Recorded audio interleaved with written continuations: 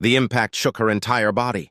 Sarah Quinn braced herself against the restraints as the exploration vessel howled through Glaciaron 4's atmosphere, shuddering under the pressure of atmospheric drag and turbulent wind currents. The hull creaked like a dying beast. Panels sparked overhead, showering the cabin with brief bursts of blue light before the backup systems kicked in. Across the cockpit, Commander Thalen's exoskeletal fingers gripped the control sphere, his voice sharp and clipped as he shouted commands in a dialect most of the crew couldn't even translate. Glaciaron 4 had been marked as a frozen exoplanet, catalogued for its subterranean crystal caverns and unusual magnetic fields. The team had been dispatched to survey potential mining zones for cryo-ice deposits. It was supposed to be routine, controlled descent, 2-week operation, quick extraction, but when the vessel hit an electromagnetic pocket, the navigation system collapsed instantly. The guidance arrays failed. No one expected to be flying blind into an avalanche of razor-sharp ice spires. The ship clipped the edge of a mountain ridge. The front thrusters sputtered and died. The pilot, a Sornian with twitching antennae and poor tolerance for adrenaline, screamed just before the vessel skidded across the glacial basin and smashed into an icy ridge. Metal screamed. The world turned upside down. Then it all went quiet. When Sarah opened her eyes, she was upside down, the harness cutting into her ribs. Her ears rang, and for a few seconds, she thought she was still falling. It wasn't until a chunk of frozen dirt fell across her helmet that she realized the ship had stopped. Slowly, painfully, she unlatched herself, crashing awkwardly to the floor. Her wrist throbbed. Blood trickled from her hairline. But she was alive. The crash site was a mess. One wing had been torn completely off. The main support beam had split the cargo bay open like a crushed can. Sharp, jagged columns of ice now jutted through the broken floor, glowing faintly in the dim planetary light. Commander Thalen was already on his feet, shouting in his deep, vibrating voice at the remaining crew. Beside him, Specialist Dren, an aquatic species with translucent skin and wide black eyes, clutched his equipment bag, trembling. The other two, Kriv and Raln, scrambled to salvage supplies from the wreckage. Their suits, though intact, were not designed for this kind of raw exposure. Only Sarah had thermal insulation rated for Earth's Himalayan expeditions. The irony wasn't lost on her. "We need shelter," Commander Thalen barked, gesturing toward the ice cliffs ahead. "This ship won't hold once night sets in." Sarah didn't argue. Already the temperature was falling. Her breath fogged up inside her visor. The alien sun hung low on the horizon, casting long blue shadows across the icy wasteland. Visibility was dropping. If they didn't move now, the storm building in the distance would bury the vessel in minutes. The group moved quickly. Sarah took point, relying on her mountaineering experience. She spotted a series of jagged cracks in the canyon wall, cave mouths partially buried beneath frost and snow. With some effort, she cleared a path. The others followed, dragging equipment, wounded limbs, and fractured egos behind them. Snow began to fall, first in gentle flakes, then in thick, blinding sheets. The wind howled. The caves were no longer an option. They were the only hope of survival. Inside the cavern, the temperature was even colder. The walls shimmered with embedded crystals, their surfaces reflecting faint light in icy hues. The ceiling dripped with slow-moving icicles, long as spears. The entrance was narrow, but the interior opened into a hollowed chamber roughly the size of a cargo container. It was dry, mostly shielded from the wind, and most importantly, defensible. Thalen called it adequate. Sarah called it better than a coffin. They set down what little equipment had survived the crash. The emergency beacon had been crushed. The portable reactor was cracked and useless. Worse, the bioheater module had been ripped out completely during descent. No heat, no light, no power. Dren ran diagnostics on the few remaining tools, but shook his head after a minute. His kind wasn't built for this kind of cold. His body, adapted to aquatic environments, was already beginning to stiffen. "We're going to freeze," Kriv muttered, wrapping her multiple arms around her core. Her breath crystallized in the air. "No," Sarah said quietly. "We're going to survive." The aliens glanced at her. None of them said anything, but she saw it in their posture, in the way Thalen turned away and in the nervous tapping of Raln's clawed foot. They didn't believe her. To them, she was just a human with limited tools and no advanced neural enhancements. Useful on Earth, perhaps, but here, just another liability. Sarah sat against the wall, closing her eyes for a moment. Her fingers felt like they were being stabbed with needles. She reached into her survival pack, which had somehow stayed intact. Inside, a steel multi-tool, rope, insulation foam, flint, a dry thermal blanket, and a tiny survival manual so old it was printed on actual paper. She smiled bitterly. No laser cutters, no plasma torch, just earth-born stubbornness. She glanced around. The cave was filled with possibilities, if one knew how to look. Shattered crate wood, broken insulation lining, fragments of carbon polymer that could act as kindling. She picked up 2 sticks from the crate wreckage, inspecting their density. Dry enough. Maybe. If she could just create friction fast enough. The aliens were huddled in the far corner, watching her with a mix of curiosity and doubt. She ignored them and began working. She stripped fibers from the insulation, rolling them into a tight ball for tinder. Then she took the wooden pieces, braced one with her boot, and started sliding the other against it in quick, sharp motions. "Is she trying to make fire?" Dren whispered, barely able to speak from the cold. Thalen didn't respond. His breath had slowed. His thick armor provided some protection, but even his kind had limits. Kriv's skin was beginning to pale into a bluish hue. Raun was shaking violently. Sarah's arms burned, her hands were numb, but she kept going, again and again. Sparks flew and fizzled out. Smoke, she saw it, just a wisp. Then it was gone. She repositioned the wood, scraped again. Time blurred, her body screamed. She focused harder. It was like training on the mountain passes in Nepal all over again. There, too, she had been called reckless for relying on primitive techniques. Another spark, more smoke, then finally, a flicker.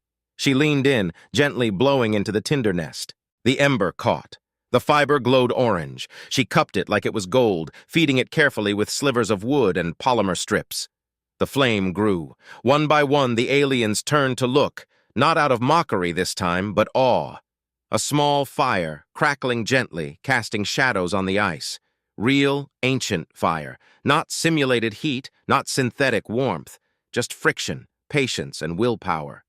Sarah didn't speak. She just added another piece of wood and sat down beside it, feeling life return to her fingers. The others gathered around silently, no one daring to speak. For the first time since the crash, the cold retreated. And in that quiet, flickering moment, the human was no longer just an extra crew member. She was the reason they would survive the night. By the time the cave had filled with the soft, golden glow of firelight, Sarah's arms were trembling from fatigue. She stretched her fingers near the flame, careful not to scorch her gloves, then leaned back and observed the crew. The fire had pulled them in like insects to warmth. No one spoke. Raun had stopped shivering. Kriv's jaw finally relaxed. Even Dren's translucent skin had started to regain some of its natural pigmentation. Commander Thalen stood apart from the others, his face unreadable under the rigid plates of his helmet. His kind had no facial muscles for expression, but the way he remained unmoving with his arms crossed said everything. He wasn't angry. He was reevaluating. Sarah removed one glove slowly and held her palm close to the heat. The sensation stung at first, then ebbed into something close to comfort. Her wrist still ached from the fall, and she knew bruises covered most of her left side. She ignored the pain. What mattered now was staying warm and staying alive. She let herself rest for no more than 10 minutes before sitting up and pulling her pack toward her. One problem was solved. The next one was water. She glanced toward the cave wall. Pale ice lined every surface, glimmering softly. It was thick, layered over centuries, probably clean, but frozen solid. Eating it would sap heat from the body. Drinking it as ice was suicide. It needed to be melted, boiled, ideally. That meant a container and a stable flame. She sorted through the broken supplies again and found a carbon-reinforced dish, dented but intact from one of the emergency ration kits. Good enough. She scraped off a chunk of ice from the wall, careful not to dull her blade. It cracked off in a clean piece, and she placed it in the dish, then positioned the dish over the edge of the fire using a bent metal strut as a support. Improvised, but steady. The ice began to sweat, then melt. Drops hissed and evaporated on the hot metal. Sarah adjusted the angle. Within minutes, a thin layer of clean water collected in the dish. She pulled out a heat-insulated ration bag and poured the water in. Not enough for all of them, not yet, but it was a start. Kriv watched her with unblinking eyes. The alien's voice came slow, accented, uncertain. You learned this where? Sarah looked up. Earth. Mountain training in Nepal. Cold air, low tech, no margin for error. Same rules apply here. Kriv tilted her head, visibly confused. No tech? No advanced tech, Sarah corrected. Just hands, tools, and a little time. Dren approached slowly. He crouched beside the dish and looked into it as if peering into a chemical reaction he didn't understand. You did this with friction. Yes, Sarah replied. It's basic physics. He didn't respond. His black eyes flicked toward the small stack of wood she had prepared next to the fire. What happens when the material is gone? We adapt again, she said, her tone calm. But one thing at a time. Commander Thalen stepped forward. His heavy boots cracked the ice beneath him. He crouched beside the flame and picked up one of the unused sticks, turning it over in his three-fingered hand. Your world encourages this kind of thinking? It encourages survival, Sarah said. The rest you learn because you have to. Thalen examined the stick for another moment, then set it down without a word and walked back to the edge of the cave. He stood silently, eyes locked on the storm outside. Sarah followed his gaze. The snowfall had slowed, but the wind still howled beyond the narrow opening. The ridgeline that once marked their crash site was buried beneath a pale sheet of white. The ship's twisted metal hull barely peeked out from beneath a drift. If help was coming, it wasn't coming soon. Raln came next. His kind moved like mantises, quick, precise, but always watching. He squatted beside the fire and said nothing, simply staring into the flames. Sarah handed him the ration bag with the warm water. He took it slowly, sniffed it, then drank in small, controlled sips. His eyelids fluttered once, which Sarah assumed was a good sign. She returned to her task. More ice. More melted water. She worked methodically, breaking off chunks and rotating the heating dish so no one's spot overheated and cracked. The others followed her lead. Kriv tried to copy her movements, fumbling with her thicker digits. Dren assisted her by holding the insulation fibers while she scraped. Raln used a bit of hull plating to carve a shallow bowl. For a moment, they were no longer a fractured, panicked team of survivors. They were cooperating. It was only when Sarah stood to stretch that she noticed her legs had gone numb. The adrenaline had masked the chill, but it was creeping in again. She grabbed the emergency blanket from her pack and wrapped it tightly around her shoulders. The fire helped, but it wasn't enough for the long haul. They needed insulation, something to trap heat, cover the cave floor, and block the incoming draft from the tunnel. She scanned the perimeter of the cave. There were slabs of ice wedged into the side wall, dense, clear, and likely cold enough to be cut without immediate melting. If she could stack those near the entrance and reinforce the outer edges with the remains of their gear. She looked back at the team. We need to build a barrier near the cave mouth. Ice blocks, gear, whatever we can move. We keep this heat in or we freeze again. Commander Thalen nodded once, the first sign of unspoken approval. Kriv stood up and cracked her arms, which had finally stopped trembling. Where do we start? Sarah pointed to the nearest wall. Start there. Stack flat pieces like bricks. Angle them inward. Dren, use those suit fragments for patching the seams. Raln, help me move the crate halves. They moved as one, clumsy at first, but growing more confident with each minute. Sarah worked beside them, lifting, placing, checking the fire as it flickered and rose. The barrier grew, uneven, imperfect, but real. The wind began to dull behind the half wall. The temperature stopped dropping, and somewhere in the midst of that frantic construction, something subtle changed. The aliens no longer looked at her with skepticism. They listened when she gave instructions. They followed without hesitation. No one said it aloud, but the power dynamic had shifted. Hours passed. The fire was fed carefully, sparingly. The water ration grew with every melted dish. The crude barrier sealed out more cold than expected. And when the wind finally died to a whisper outside the ice walls and the snow settled under a sky streaked with green auroras, Sarah sat back, wiped her forehead, and closed her eyes. She had started the day as the outsider, the human with primitive training. Now she was the reason the entire team could sleep without fearing death in the dark. She didn't gloat. She didn't even smile. She simply rested, knowing tomorrow would bring new problems and she'd face those too. The fire crackled on. Sarah awoke to silence. Not the fragile quiet of sleep, but the heavy stillness of survival. Her body ached, especially her shoulders and forearms, still sore from the hours of friction that had ignited the fire. She didn't remember falling asleep. She must have passed out sitting upright, still clutching the emergency blanket across her chest. The fire had dimmed to a bed of glowing coals, flickering softly in the hollow, casting red-orange shadows that danced lazily across the crystalline cave walls. She stirred carefully, trying not to jostle her sore muscles. The others were asleep. Raun lay closest to the fire, curled into a defensive coil. His carapace shimmered faintly, reflecting the light in fractured blues. Dren had positioned himself near the melted water reserve, wrapped tightly in a shredded thermal tarp.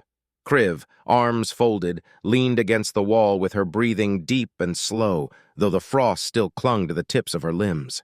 Commander Thalen stood at the entrance, unmoving, as if frozen in place. But Sarah could see the soft rise and fall of his chest beneath the armor and the occasional flick of his jaw muscle. He was awake, watching. Sarah stood up and stretched, her joints cracking. The cold pressed in gently now, no longer threatening but never fully gone. She approached the embers and added a few strips of dry packing material. The fire flared weakly, enough to warm the cave again. Then she crouched and checked the dish she had left over the coals, half full with melted water, still warm. She poured it into a second ration bag and sealed it tightly. Thalen turned his head when he heard her movements. His eyes, deep-set and luminous, watched her silently. She approached him. "We have enough water to last a few more hours," she said. "We'll need to melt more before dusk." He didn't answer immediately. Instead, he stared through the icy gap at the cave's entrance. Outside, the snow had mostly stopped. Thick drifts blanketed the ridge. A faint glow on the horizon suggested morning, though Glacier on 4's days were long and uneven. After a moment, he finally spoke. "You were not chosen for your rank," he said flatly. "You were assigned to this team by rotation. Random." Sarah nodded. "That's right. You've demonstrated more command instinct in 20 hours than some officers show in decades," he said. "Yet you gave no orders. You simply acted." She didn't know if that was praise or an observation. She accepted it either way. "I don't care about protocol. I care about staying alive." Thalen exhaled through his nostrils. "Your instincts are disruptive." "I'll take that as a compliment." He didn't smile. His species couldn't, but his tone softened. "We wouldn't have made it through the night." Sarah looked back toward the others. "We're not through it yet." Dren stirred, groaning softly as he sat up.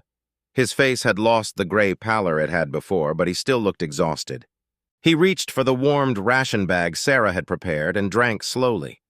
"My extremities still hurt," he muttered. "But I think I can move again." Kriv opened one eye and grunted. "That's because she boiled you back to life, fishhead." Dren made a noise of disapproval but said nothing. Sarah didn't intervene. The banter was a good sign. It meant their spirits were recovering. Physical damage was one thing, but despair was deadlier in the long run. Raun sat up next, stretching his limbs carefully. "The signal beacon is useless," he said. "Even if I rebuilt the casing, the energy coil is ruptured. No chance of long-range transmission." Sarah turned to Thalen. "You said before the storm that the electromagnetic field here interferes with most forms of tech." He nodded. "It causes discharges. Anything unshielded is vulnerable." Sarah tapped her chin. "What about short-range analog signaling? Something basic, pulse-based, like Morse?" Thalen considered that. "We'd still need a transmitter that doesn't rely on fusion or quantum triggers." Raun's mandibles twitched. "I might be able to rig something if I use the sound coils from the navigation console and rewire them to pulse frequency instead of tone. It would need a manual operator." "I'll do it," Sarah said instantly. "I don't need translation software." Kriv grunted. "Of course you know that too." Sarah smiled faintly. "Some of us still teach it on Earth. It's a fallback skill." The team began working. The fire had lifted something heavy from all of them, as if proving that one small success gave permission to believe in more. Raun scavenged components from the wrecked gear they had salvaged, laying them out on a spare thermal blanket like a surgeon preparing instruments. Sarah assisted him, using her multi-tool to slice wires, strip casings, and rebend metal contact points. Dren helped by mapping the output pattern from memory, translating it into rhythmic intervals. Kriv, despite her size, handled the microcircuits with surprisingly steady precision. Thalin didn't take command. He didn't need to. For now, the group operated around Sarah not because of rank, but trust. The others deferred to her without question, and she navigated that unspoken leadership carefully, never overstepping, always inviting contribution. Hours passed. The transmitter prototype took shape. The fire was kept alive with careful rotation. Sarah had shown the others how to maintain it, and now Raln took quiet pride in feeding it. Dren began experimenting with melting ice in other containers, eager to increase their water stores. The alien scientist, who had once ridiculed her primitive tools, now held a steel cup over the flames with reverence. When the transmitter was finally ready, Raln handed her the wired signal paddle. "This will only carry through the upper ridge for about 5 kilometers, he warned. "It's not real communication, just a pulse." "It's enough," Sarah said, "as long as someone's listening." She tapped out a basic rescue pattern: 6 short pulses, pause, 3 long pause, 6 short again. A makeshift SOS repeated every 5 seconds. The soft whine of pulsing energy filled the cave. Kriv leaned back and exhaled. "You know what's funny?" Sarah turned to her. "What? You came here with no implants, no neural links, no embedded protocols. And now we're surviving because you scraped 2 sticks together and made fire." Sarah chuckled. "I think that says more about your tech than my methods." Dren looked up from his melted water ration. "I believe it says something about balance," he said softly. "Advanced knowledge fails when we forget where it came from." Thalin approached and stood next to Sarah. He looked at the transmitter, then the fire, then her. "When we return," he said, "I will include your name in the after-action report, in full." Sarah blinked. "That's not necessary." "It is," he replied. "Your leadership was not protocol, but it was correct." For the first time, she saw something change in his eyes, something rigid breaking just slightly. Not quite warmth, but respect, hard-earned and freely given. She nodded once. "Then include the fire, too." Thalen said nothing more. The pulse continued in the background. The fire crackled gently, and in the frozen silence of Glaciaron 4, a human, armed with nothing but stubbornness, scars, and friction, had changed the fate of a team that had nearly given up. And she wasn't done yet. The signal pulse continued in steady rhythm, a quiet thrum in the background like a heartbeat. Sarah's fingers moved with practiced consistency as she tapped out the sequence, pausing only to let the improvised device cool. Her wrist was sore again, the tendons stretched from tension and repeated motion. The glow of the fire softened the cave's edges, casting long shadows on the makeshift ice wall and flickering against the faces of her companions. The stillness was no longer oppressive. It had become something else, waiting. Kriv was the first to break the silence. She stood abruptly, muttering something in her native dialect before pacing toward the cave entrance. Her 4 arms folded and unfolded across her chest in agitation. She paused near Thalen, who remained unmoving as always, then spun and walked toward Sarah. "Commander or not, I want to say something," Kriv muttered. "I can't sit here stewing in it anymore." Sarah stopped tapping and looked up. "Go ahead." Kriv crouched near the fire, her large frame dimming part of the light. "I was born in orbit," she said. "Raised on a mining station. Nothing ever broke down, not really. If it did, tech fixed it. Autopatcher nanobot weave, resynthesis matrix. You needed water, you programmed the reclamation unit. You needed food, you printed it. Even fire. Fire was for rituals or for containment breaches, not for heat." She picked up a thin splinter of polymer and tossed it into the flames. "You came in with nothing but a bag of scraps and somehow saved us all.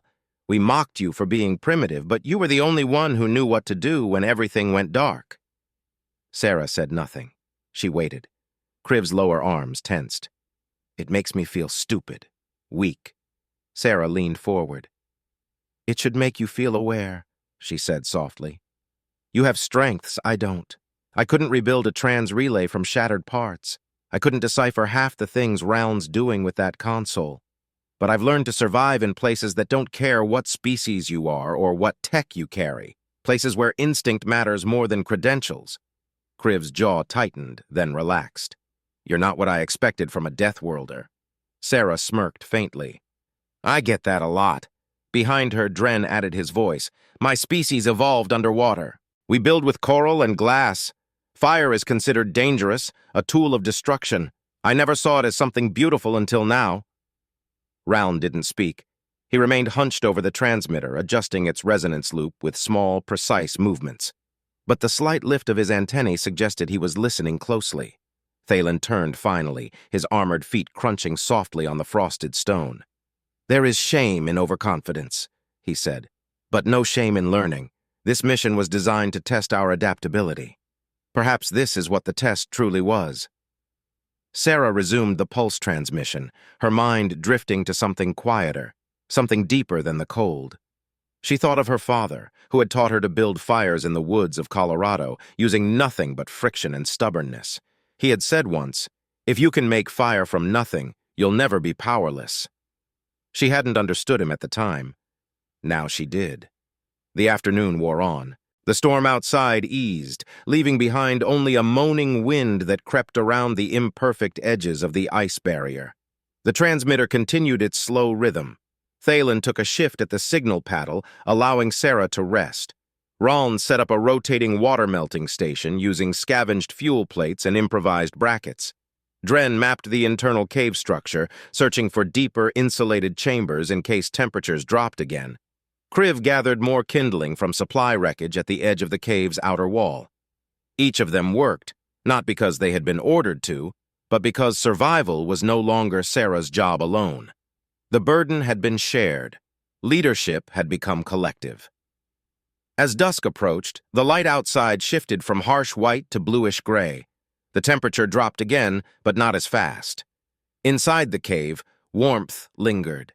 Sarah sat quietly near the fire, staring into its glow, her body aching, but her mind alert.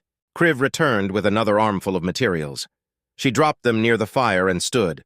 "We need more light for the inner cave. The fire's enough here, but it doesn't reach past the bend." Sarah nodded and stood. "We'll use ember trays." She explained the method. Metal dishes packed with embers, insulated with foam around the base to prevent heat loss. Movable, contained. Raln assisted in setting up 2 trays, one of which he carried deeper into the cavern. The light spread, bouncing off the crystals embedded in the walls, illuminating a passage that dipped downward into an echoing gallery of ice columns. Kriv followed, testing the air for drafts. "Still stable," she said. "It's dry and enclosed." "We can sleep there," Sarah said. "Rotate watch near the fire, conserve energy." Dren wandered in next, cradling a second water pouch. "Oxygen levels seem stable. I think the upper chambers ventilate indirectly through the outer ridgeline." Thalen entered last. He moved slowly, deliberately inspecting the walls and ceiling. "This area is safe for the night," he confirmed. They returned to the main chamber just as the last pale glow of the sky faded. Sarah added fuel to the fire, then crouched to inspect the remaining rations, enough for another 36 hours, if carefully distributed. She took the smallest portion and began heating it over the flames. As the fire hissed softly, Kriv sat beside her.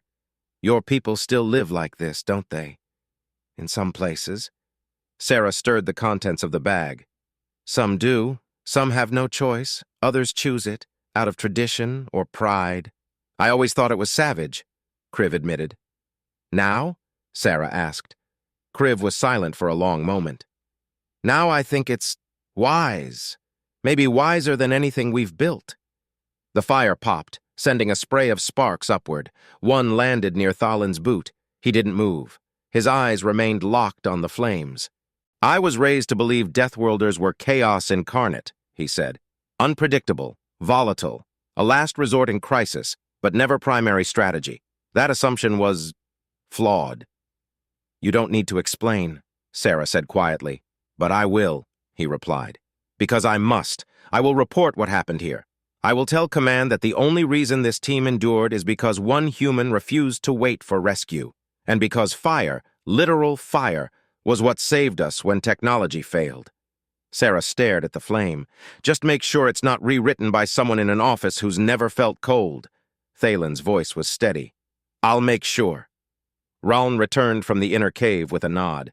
The ember trays are holding. We can rotate sleep now. I'll take first watch. Sarah didn't argue. Her body screamed for rest. She took a moment to drink from the warm pouch, nodded to Kriv, and headed into the deeper chamber. As she lay down on the insulated surface, she heard the steady rhythm of the signal pulse continuing, a slow heartbeat against the silence. Not just a call for help, but a message. We are alive. And they were. Not because of gear or protocols or contingency plans, but because she had brought something older than any of those things. Because she had brought fire. Sarah awoke to a distant, rhythmic hum, low, steady, and mechanical. It wasn't the pulse of the transmitter. This sound had weight. It pressed faintly against the bones of her skull, vibrating like an approaching engine muffled by ice and snow. Her instincts snapped into focus, and she sat up instantly. The ember tray still glowed near her boots, but the heat had faded. Her breath fogged in the chilled air as she stood and crossed the narrow bend leading back to the main chamber. Raln stood near the entrance, antennae lifted, his long fingers resting on the wall of ice as if listening through it. When she approached, he turned his head slightly but said nothing. The sound continued, now clearer, a low-frequency rumble rising in short intervals. Not wind, not tectonic movement, it was deliberate. "Signal response?" Sarah asked, her voice raw with sleep. Raln nodded once. "Rescue shuttle," he said quietly. "Vertical thrusters breaking descent." Her heart jumped, not with excitement, but with tension. Everything she had held together for the last 2 days now strained all at once. The fire, the transmitter, the water, the barrier, her hands, her voice, her judgment. She had led, she had endured, and now someone was coming, someone who might rewrite the story. Kriv stirred first, then Dren, then Thalin. The commander's movement was slower than usual, more deliberate, as if he too recognized that the most fragile part of survival wasn't always the cold. It was the return to order afterward. Sarah moved to the transmitter and switched it off. "They won't need the beacon anymore," she said. Dren rubbed his eyes. "Did they say how long?" Raln checked the coil. "No verbal contact yet, but at this distance, 4 minutes, maybe 5. Kriv exhaled through her teeth. "Just enough time to clean ourselves up and pretend we didn't nearly die." Thalen remained near the wall. His gaze remained fixed forward. "No one will pretend," he said. "Not this time." The cave came alive with quiet activity. Raln folded the transmitter's components into a neat packet. Dren secured the remaining ration bags. Kriv helped Sarah gently collapse the ice wall to clear the shuttle's landing path. The morning light streamed in now, white, sharp, almost painful after days of cold blue dimness. Snow flurries blew across the cave mouth, catching the light like scattered crystals. And then it appeared. A shadow fell over the cave.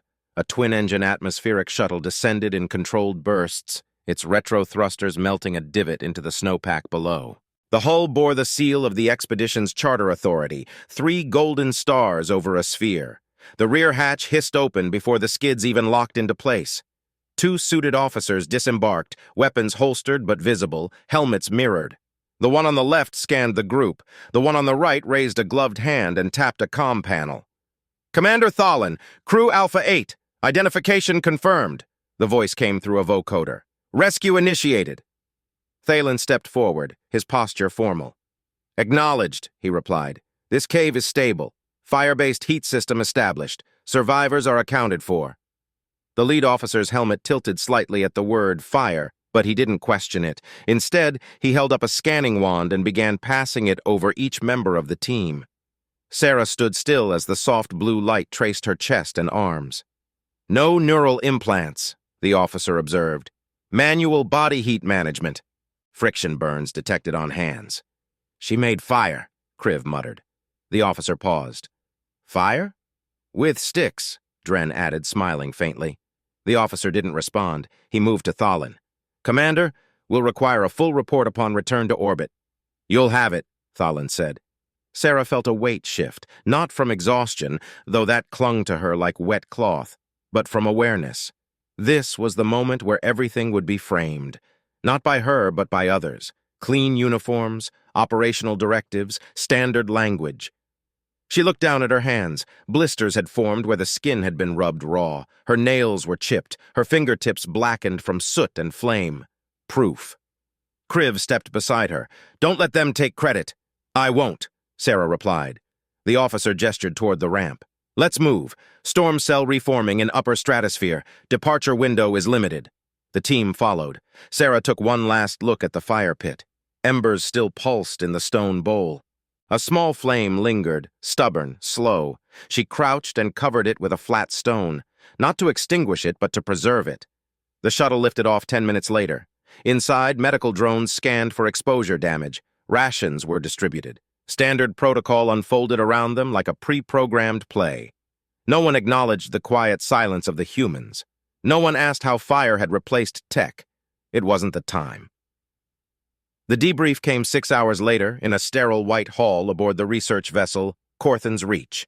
Commander Thalen stood before the Board of Inquiry, 3 senior officers, none of whom had ever set foot on Glaciron 4. He spoke in measured tones. "The electromagnetic field disabled most of our systems. Atmospheric pressure ruptured the heater unit. Survival time was projected under 16 hours. The senior official interrupted. "Yet your entire team was recovered alive after 48. How?" Thalen replied without hesitation.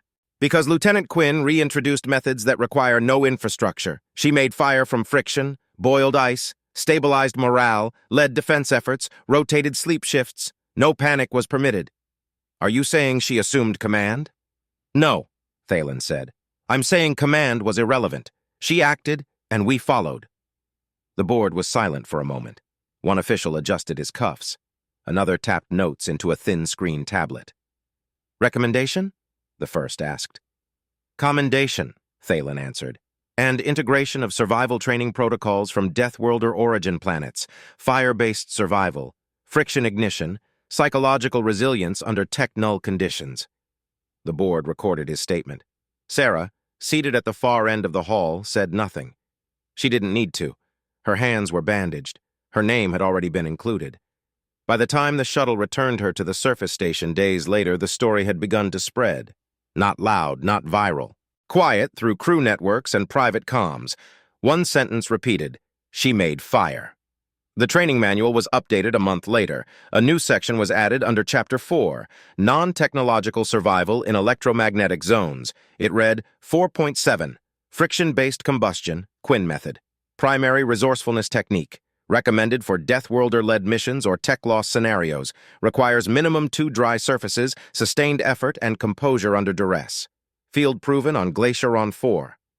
And in the mess hall of the same research vessel, just beneath a viewport looking out over the glacier belt, a plaque was quietly installed with no ceremony. "Fire is not primitive. Forgetting it is." Lieutenant Sarah Quinn. She never asked for recognition. She didn't need it. Because long before the rescue, long before the report, and long before the board signed off on the official language, she had already won. She had made fire. And in that act, she had reminded the galaxy of something it had almost forgotten.